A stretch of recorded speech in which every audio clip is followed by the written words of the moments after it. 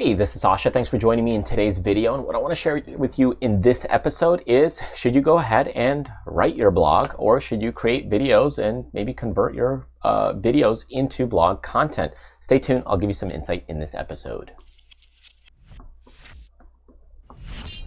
All right, so blogging can be difficult, and there's a lot of components that have to line up to match up and make things work to keep the train moving forward. So if you're looking to go ahead and just practice your writing skills, you could be a blogger. That's fine. There's nothing wrong with writing and typing away all your articles. Some people spend days creating great article content, and that's fantastic. And some of that article content is not something that you could do in terms of making a video. So it really just depends on the type of content that you have. But other forms of content, such as this one, I could go ahead and create a video of it instead of making an article or writing about it at the beginning or at the start. And that is because this isn't kind of a listicle based video content, and it's not something that I'm going into the nitty-gritty in depth and detail where I could more so with an article. So let's take a look at maybe my approach and give you some insight if maybe you should be more writing your content for your blog or doing video based content. So if we look at kind of a content triangle, and we look at just the way that things are created, I would say that video content is kind of the base and foundation, and it's the highest level or form of content. After that, you get audio and images as the next level. So why is that the next level? Because what you could do is you can extract things from video, and you can extract the audio from it. You can extract the images from it. And then from there, what we do is we get the text, because from the audio, we can extract the text, or from the video, we can extract the text. And now we can actually create a blog content piece.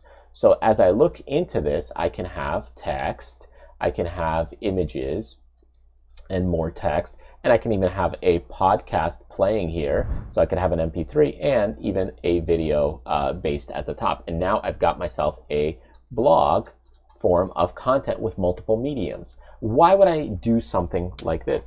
Well, let's not forget that many people like to read, other people like to watch, and some people like to listen. So you have different forms of content that people like and digest it in different ways. So as for a content medium, as for do you write or do you create videos, I used to go ahead and do the writing and create images, and then I would try to make videos. So I tried to take this approach, going this way, but that created extra work. So I had to do this one time, I had to do this, then I had to make a video on it, and it didn't match up perfectly. So instead, now what do is I make videos and go the other way and go up the ladder or up the triangle. So if you take a look at the content pieces on our Backstage income website right here, what you can see is if we go to the blogs, there's a ton of blogs here, and they're all video content.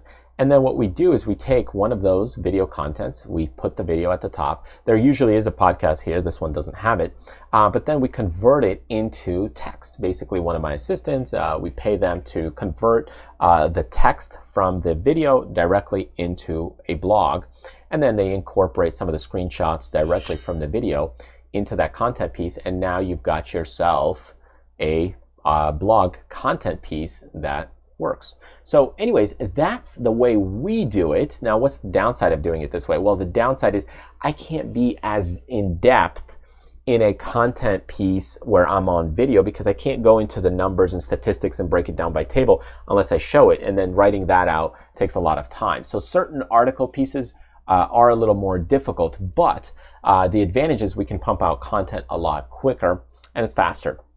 And we can go up the ladder, and now we create a content piece. The other downside is that the people that do this conversion, the articles, it's not necessarily that they're full-fledged writers or perfectionists. So the people that actually look at this and are actually reading, there are some grammatical mistakes and a few issues, and sometimes there's some missing periods and so forth. Because what we do is we extract the audio, right? We're extracting it, and then we just clean it up very quickly.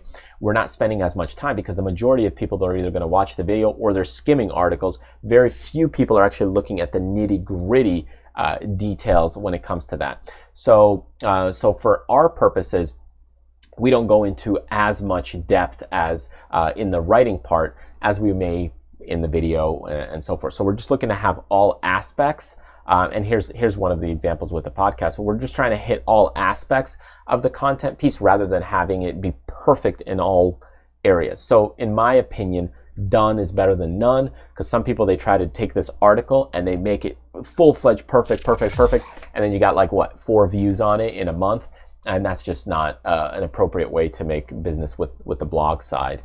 You have to create all sorts of forms of content, and you're taking a content approach where, hey, I'll try some different types of content here, and I'll see which one works. And if this one works, then I'll go ahead and make more of that type of content.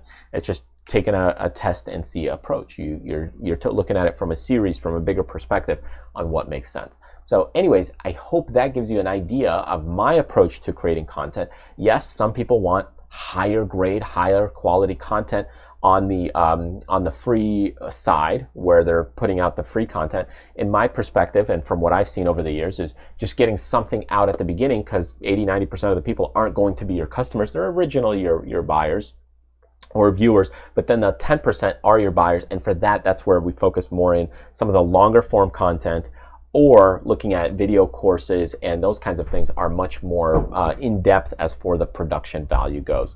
So thanks for joining me. Hope you enjoyed this video. Feel free to grab some great freebies off our website, subscribe to the channel if you're brand new, and I will see you in the next episode.